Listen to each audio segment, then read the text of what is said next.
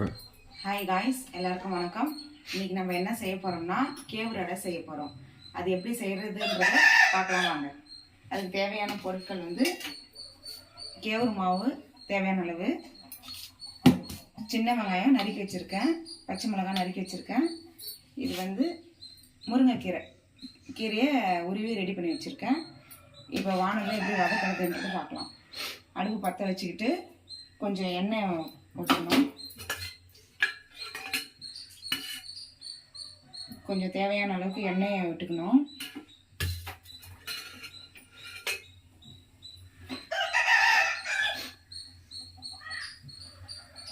அதில் வந்து பச்சை மிளகாய் போட்டுக்கலாம்.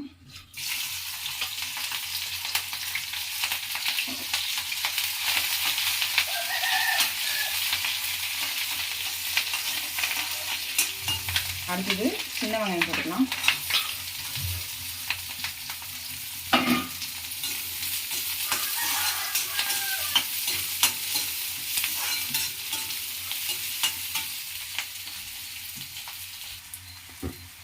வெங்காயம் பொன்னிறமாக வதங்கிடுச்சு.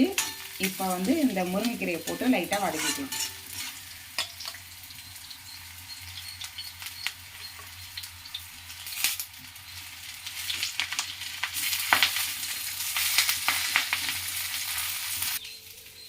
இப்போ கீரையும் வெங்காயமும் நல்லா வதங்கிடுச்சு பாருங்கள்.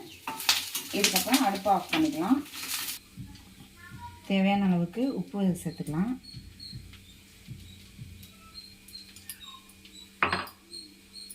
இது மிளகு பவுடர் கொஞ்சம், சீரக பவுடர் கொஞ்சம்,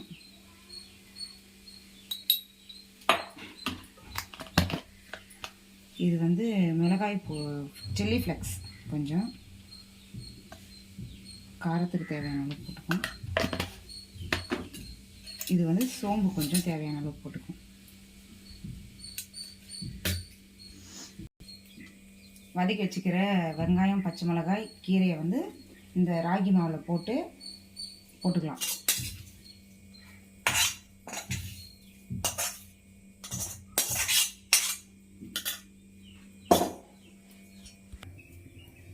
இந்த மாதிரி மாவு வந்து தண்ணி விட்டு பிசைஞ்சு வச்சுக்கணும். இப்போ தோசைக்கல்ல அடை எப்படி போடுறதுன்னு பார்க்கலாம். தோசைக்கல் சூடாகிடுச்சு. லைட்டாக எண்ணெய் விட்டுக்கணும். இந்த மாதிரி துணியில் தட்டி வச்சுக்கிற அடையை கையில் எடுத்து இப்படி போடணும்.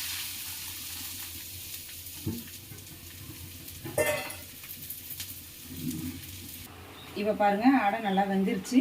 இப்போ வந்து அடையை எடுத்துக்கலாம்.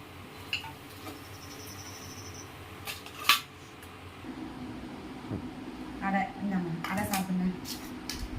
அடை சாப்பிட்டு எப்படி இருக்குன்னு சொல்லுங்கள்.